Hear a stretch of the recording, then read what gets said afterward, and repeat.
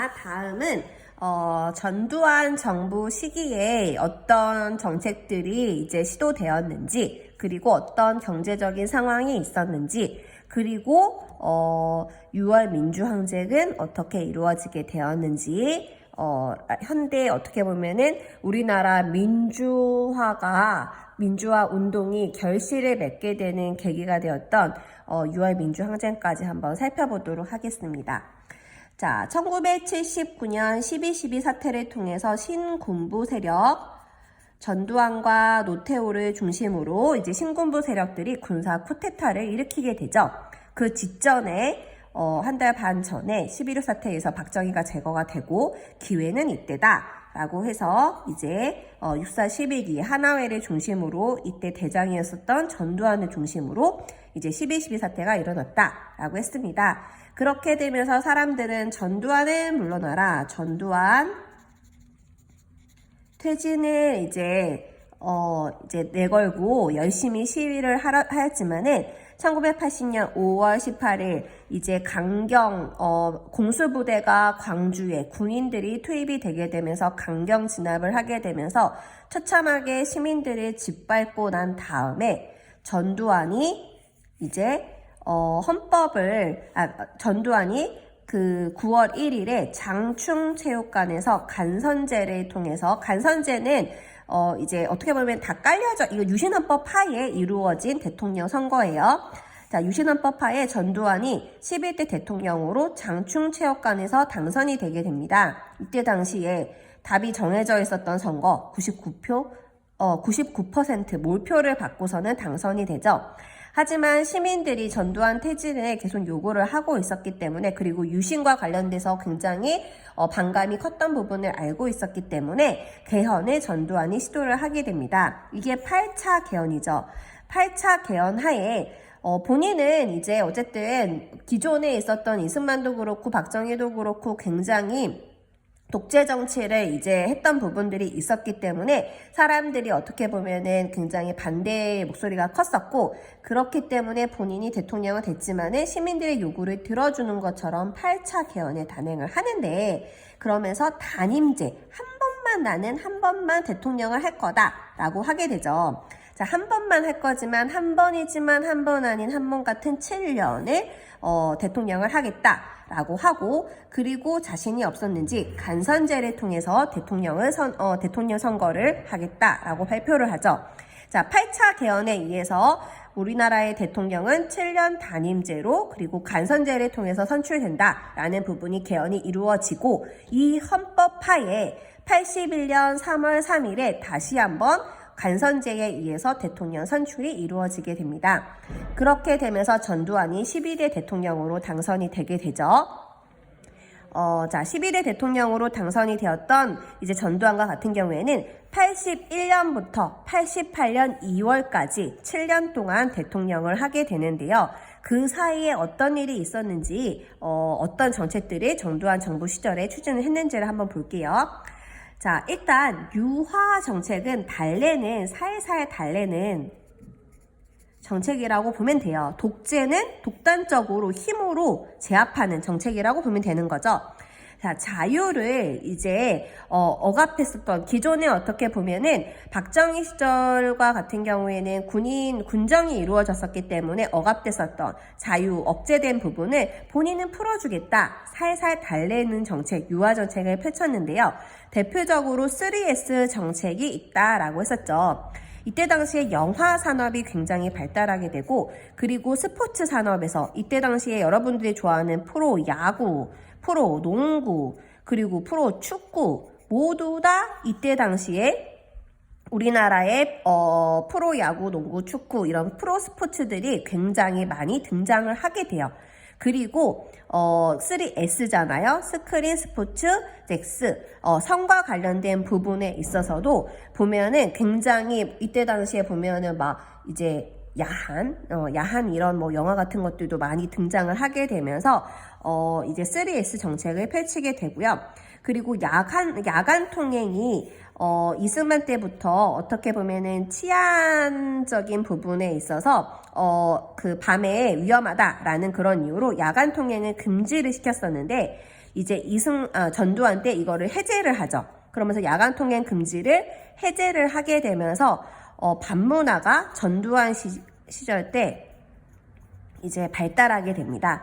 자, 그리고 보면은 선생님이 수업 시간에 보여줬었는데 써니에서도 보면 써니가 고등학생들, 이때 고등학생들인데 지금의 현재 고등학생들과 복장이나 그런 교복이나 이런 두발 부분이 다르죠. 굉장히 자유로운 모습이 있는데 이게 전두환 시기였었기 때문이었던 거예요. 자, 중고등학교 학생들이 두발과 교복, 자율화를 주게 되면서 학생들도 정치에 관심 갖지 마, 너희 마음껏 놀아, 이렇게 유화 정책을 펼쳤던 대통령이 전두환 전 대통령이었었습니다. 반면에 정치적인 부분에 있어서는 강경하게 독재 정책을 펼쳤었죠. 언론사를 통폐합하고 민주화를 탄압하고 그리고 굉장히 비인륜적이었었던 삼천교육대를 이제 운영하기도 했었었죠. 자, 이렇게 정책적으로는 이런 정책을 펼쳤었던 전두환은 어떻게 보면은 굉장히 운이 좋았던 대통령이라고도 할 수 있어요. 경기적으로 그 박정희도 보면은 70년대 말에 되면서 오일 쇼크, 갑자기 유가가 상승하게 되면서 경제가 안 좋아지자 국민들의 불만이 굉장히 더 커졌던 부분이 있는데 전두환 시기와 같은 경우에는 경제적으로는 조금 안정된 모습을 갖게 됩니다. 그 계기가 되었던 게 삼저호황, 세 가지가 낮아서 호황, 경기가 호황이었어요. 잘 먹고 잘 살았어요.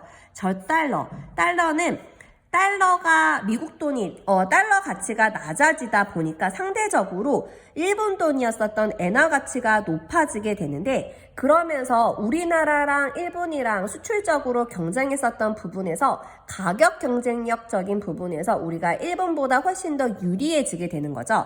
그렇게 되면서 수출이 증가하게 되면서 우리나라가 굉장히 많은 돈을 벌 수가 있었던 부분이 있었었고요. 그리고 저금리라는 부분은 금리는 은행으로부터 돈을 빌릴 때 내는 이자잖아요. 그런데 이자가 낮다 보니까는 기업들이 너도 나도 쉽게 돈을 갖다가 빌려서 투자를 훨씬 더 많이 쉽게 받고 쉽게 이제 보면은 공장이나 이런 부분들을 운영할 수 있었던 부분이 있었던 거죠. 그리고 70년대 후반에 있었던 오일 쇼크가 이제 어느 정도 안정화가 되게 되면서 기름값이 낮아지다 보니까는 아무래도 공장을 돌리는데 생산 단가가 절감이 되어서 수출에서 보면은 굉장히 생산성을 높이고 가격 경쟁력도 높일 수 있었던 부분이 있었습니다.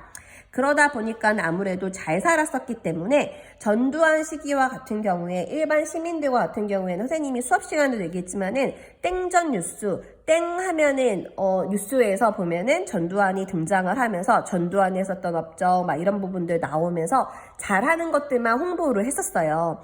그러던 상황이니까 시민들은 전두환이 그렇게 독재를 많이 한다라고 생각을 하지 못했었고 그리고 이거를 바꿔야 된다라는 생각도 일단 먹고 살만하다 보니까는 점점 하지 않고 있었죠. 하지만 여전히 대학생들을 중심으로 민주화에 역행하는 이런 모습에 굉장히 직선제를 요구하는 물결들이 거세어지게 되었었고 전두환이 임기 말기로 이제 88년 2월까지가 전두환의 임기였었잖아요. 말기로 되게 되면서 국민들이 다음 대통령만큼은 우리의 손으로 직접 뽑고 싶다라고 하면서 직선제의 요구가 거세어지게 됩니다.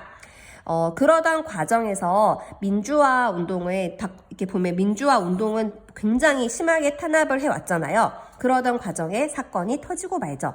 87년 1월 14일에 박종훈이라고 했었던 이제 서울대학교 학생이 있었었는데 그 학생이 이제 민주화 운동을 했었던 학생이에요. 그런데 알고 지내던 동생이었던 박종철을 데려다가 이 학생의 거처를 묻는 과정에서 고문이 이루어졌는데 물고문을 하게 되죠.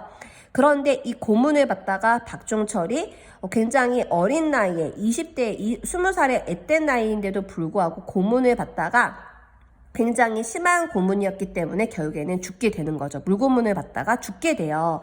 그런데 이 사건이 알려지게 되면서 이제 보면은 치안본부장과 같은 경우에는 이제 이때 당시에 유명한 말을 남겼었죠.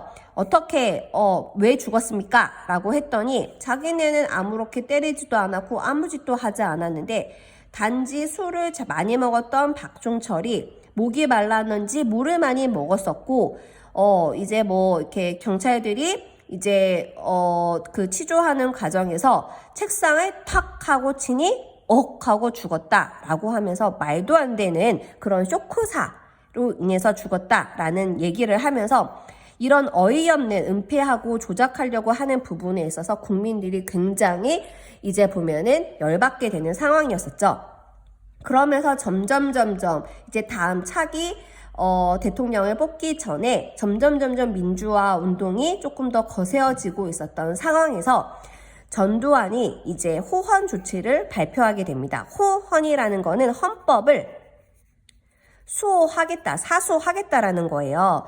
4월 13일 날 전두환 전 대통령이 TV에 나와서 본인은 아직 이 시기에 헌법을 바꾸는 거는 시기상 맞지 않다라고 보여지기 때문에 그냥 그대로 직선제가 아니고 간선제를 유지하겠다라는 기존에 있었던 8차 개헌에 있었던 요 제도를 그대로 유지하겠다라고 호헌을 이제 발표를 하게 되면서 이제 민주화 운동이 조금 더 거세어지게 되는 거죠. 그러다가 원래는 6월 10일이 민주정의당 전두환이 이때 당에 있었던 민주정의당의 대통령 지명식이 있었던 날이에요. 그래서 이때 지명식이 이루어지게 되면 다음 대통령이 간선제에 의해서 선출이 되는 거다 보니까 점점 민주화의 운동이 굉장히 거세어지고 있었는데 이 6월 10일 하루 전날 사건이 터지고 말죠. 80주년 6월 9일에 이한현이라고 하는 연세대학교 학생이 이제 그 민주화 운동을 하는 과정에 있어서 체류탄을 머리에 가격을 당하게 되고 그 결과 사경을 헤매게 되는 사건이 발생을 하게 됩니다.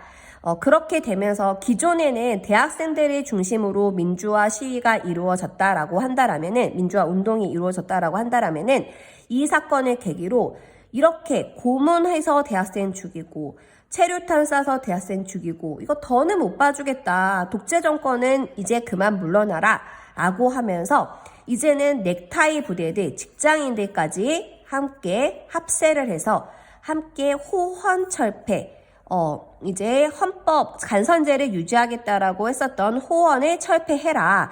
그리고 군부 독재에 타도하자라는 구호를 내걸면서 함께 이제 시민사회와 야당이 합쳐서 시위를 하게 됩니다.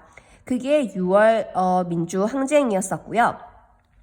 전국적인 규모로 굉장히 이 민주화 운동이 굉장히 커지자 걷잡을 수 없게 커지자 전두환과 같은 경우에는 한 번 더 계엄령을 선포해서 이것을 무력으로 진압을 하려고 하게 되지만 그렇지만 이제 미국 측에서도 여기에 있어서 반대를 하게 되죠. 그렇게 되면서 다음 차기 대통령으로 지명을 받았었던 노태우가 1987년 6월 29일 날 6.29 선언을 발표하게 되는데 국민들의 직선제 요구를 받아들이겠다라는 6.29 선언을 발표하게 되죠. 그래서 이거를 토대로 4개월 뒤에 10월 29일에 1987 헌법이 제정이 되게 되면서 이 헌법이 지금 현재까지 적용이 되고 있습니다. 민주화의 운동에 결실을 가져왔었던 6월 민주항쟁 그리고 그 과정에서 있었던 많은 사람들의 숭고한 민주화 운동 가들의